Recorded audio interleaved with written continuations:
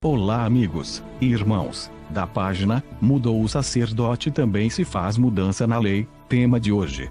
Desmascarando judeus ortodoxos, veremos textos do Antigo Testamento, provando que o ungido veio ao mundo, e voltará para trazer a tão sonhada paz futura.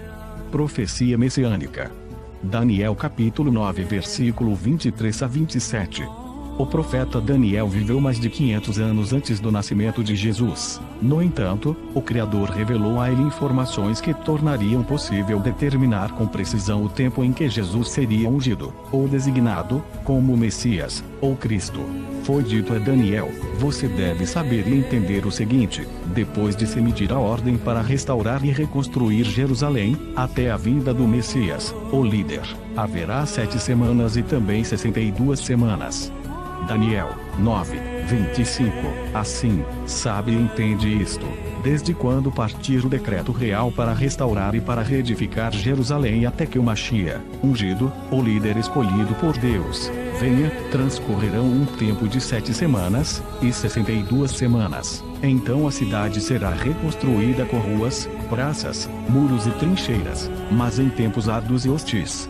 Para determinar quando o Messias chegaria, primeiro é preciso saber quando começaria o período que terminaria na sua chegada. De acordo com a profecia, esse período começaria depois de se emitir a ordem para restaurar e reconstruir Jerusalém. Quando se emitiu essa ordem, segundo o escritor bíblico Neemias, a ordem para reconstruir as muralhas de Jerusalém foi emitida no 20º ano do rei Artaxerxes. Neemias 2, 1. No mês de Nissan, Abib, isto é, entre março e abril, do 20º ano do rei Artaxerxes, na hora de servir-lhe o vinho, levei-o ao rei.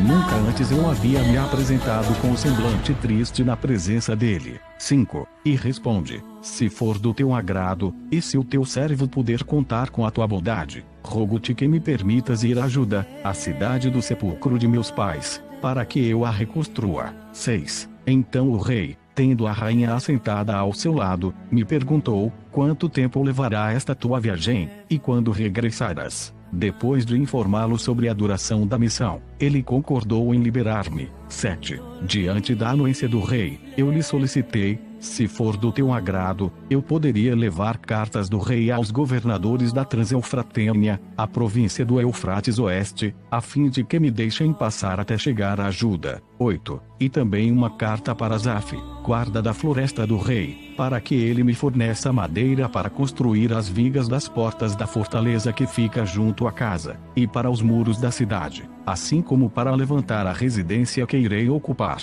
Visto que a generosa mão de Deus estava me abençoando neste sentido, o rei atendeu todos os meus pedidos. Os historiadores confirmam que 474 a.C. foi o primeiro ano completo de Artaxerxes como governante. Por conseguinte, o 20º ano de seu reinado foi 455 a.C. Assim, descobrimos quando começou o período mencionado na profecia messiânica de Daniel, isto é, em 455 a.C. Daniel indica quanto tempo duraria o período que terminaria na chegada do Messias, o líder. A profecia menciona 7 semanas e também 62 semanas, um total de 69 semanas. Qual é a duração para esse período? Várias traduções da Bíblia mencionam que não se trata de semanas de 7 dias, mas semanas de anos, ou seja, cada semana representa 7 anos. Esse conceito de semanas de anos era comum entre os judeus dos tempos antigos. Por exemplo, eles observavam um ano sabático a cada 7 anos. Êxodo 23, 10. Durante 6 anos semearás a tua terra e recolherás dela seus frutos. 11. Contudo, no 7º ano, a deixarás descansar e não a cultivarás, para que os pobres do teu povo achem o que comer, e o que restar comam os animais do campo. Assim farás com tua vinha e com o teu olival. Portanto, as proféticas 69 semanas equivalem a 69 unidades de 7 anos cada uma, ou a um total de 483 anos. Agora basta fazer um cálculo. Se contarmos um período de 483 anos a partir de 455 a.C., no ano 29, quando o Salvador foi batizado e se tornou o Messias. Lucas 3, 1, 2, 21, 22, não é isso um notável cumprimento de profecia bíblica? Zacarias 12:10. Mas sobre a casa de Davi, e sobre os habitantes de Jerusalém, derramarei o espírito de graça e de súplicas, e olharão para aquele a quem transpassaram, e o prantearão como quem pranteia por seu filho único, e chorarão amargamente por ele, como se chora pelo primogênito. Isaías 53:9. E deram-lhe a sepultura com os ímpios, e com o rico na sua morte, embora nunca tivesse cometido injustiça, nem houvesse engano na sua boca. O único que conhecemos, que foi sepultado no sepulcro de José de Arimateia, que era um rico, é nosso Salvador Jesus, Yeshua. Israel não foi sepultado com ricos. Mais uma vez esses homens mal intencionados forçaram o texto. Segundo eles, Israel nunca tinha cometido injustiça e nem tinha engano na sua boca. Esse texto não se agrega a uma pessoa ou pessoas comuns. Judeus ortodoxos gostam de ser engraçadinhos, não é? Vamos ao Salmo 22, vamos ver de quem que está falando. Salmos 22:1.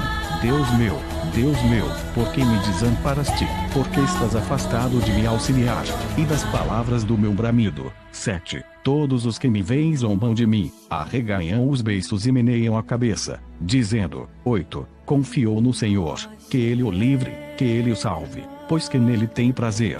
13. Abrem contra mim sua boca, como um leão que despedaça e que ruge. 14. Como água me derramei, e todos os meus ossos se desconjuntaram, o meu coração é como cera, derreteu-se no meio das minhas entranhas. 15. A minha força secou-se como um caco e a língua se me pega ao paladar. Tu me puseste no pó da morte. 16. Pois cães me rodeiam, um ajuntamento de malfeitores me cerca, transpassaram-me as mãos e os pés. 18. Repartem entre si as minhas vestes, e sobre a minha túnica lançam sortes. Salmos 69. 19. Tu conheces o meu opróbrio, a minha vergonha, e a minha ignomínia, diante de ti estão todos os meus adversários. 20. Afrontas quebrantaram-me o coração, e estou debilitado. Esperei por alguém que tivesse compaixão, mas não houve nenhum, e por consoladores, mas não os achei.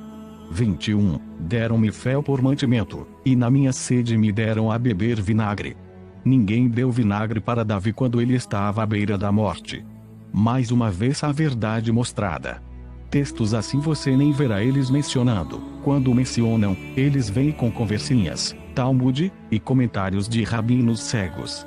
A desculpinha deles será a seguinte. Salmos não é livro profético, Salmos é livros de cânticos de Davi e outros.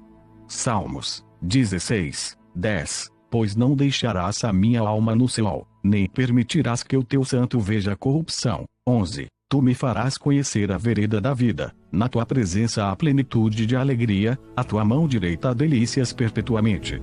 Só lembrando que Davi morreu, foi ao Seol, o corpo dele viu a corrupção, o corpo dele se decompôs. Essa passagem foi inspirada a falar do Salvador. Mas eles não aceitam, preferem ficar com ladainhas e falácias.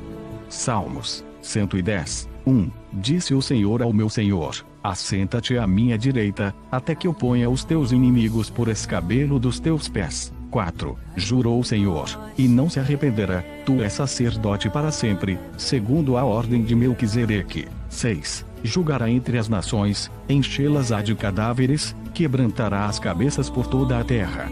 Segundo o que sabemos, nos escritos na Torá, Davi não era sacerdote, Davi era pastor de ovelhas e foi logo mais o rei de Israel. Ele nem era sacerdote, segundo a ordem de Melquisedeque, o único mencionado aos hebreus, que foi considerado sacerdote segundo a ordem de Melquisedeque.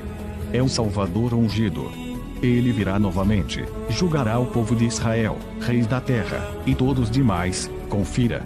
Salmos 72:2. Julgue ele o teu povo com justiça, e os teus pobres com equidade. 4. Julgue ele os aflitos do povo, salve os filhos do necessitado, e esmague o opressor. 9. Inclinem-se diante dele os seus adversários, e os seus inimigos lambam o pó. 11. Todos os reis se prostrem perante ele, todas as nações o sirvam. Ele é o escolhido por Deus que trará justiça às nações. Confira. Isaías 42. Eis aqui o meu servo, a quem sustenho, o meu escolhido, em quem se comprasse a minha alma, pus o meu espírito sobre ele. Ele trará justiça às nações. 2. Não clamará, não se exaltará, nem fará ouvir a sua voz na rua. 3. A cana trilhada, não a quebrará, nem apagará o pavio que fumega. Em verdade trará a justiça. 4. Não faltará nem será quebrantado, até que ponha na terra a justiça, e as ilhas aguardarão a sua lei. 5. Assim diz Deus, o Senhor, que criou os céus e os desenrolou, e estendeu a terra e o que dela procede, que dá respiração ao povo que nela está, e o espírito aos que andam nela.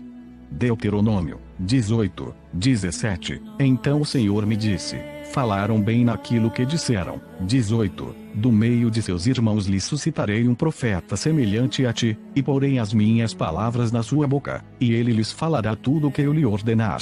19. E de qualquer que não ouvir as minhas palavras, que ele falar em meu nome, eu exigirei contas. Se referido ao Salvador.